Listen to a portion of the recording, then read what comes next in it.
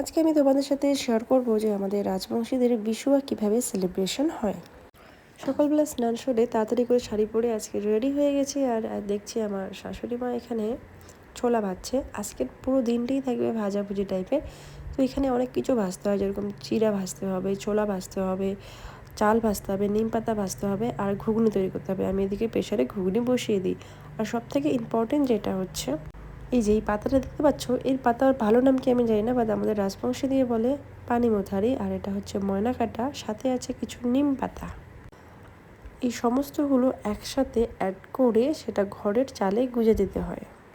আর তার সাথে যেটা থাকে, পেঁয়াজ, নতুন যে পেঁয়াজ হচ্ছে সেই পেঁয়াজ এবং রসুন ঘরের দরজায় ঝুলিয়ে রাখা। এর পিছনে অনেক কারণ আছে, যেটা আমি পুরো ডিটেলসটা ইউটিউব যে ভিডিও বানিয়েছি সেখানে আপনারা পেয়ে যাবেন। আজকের আমাদের স্পেশাল ডিশ হচ্ছে চিড়ে ভাজা আর ঘুগনি।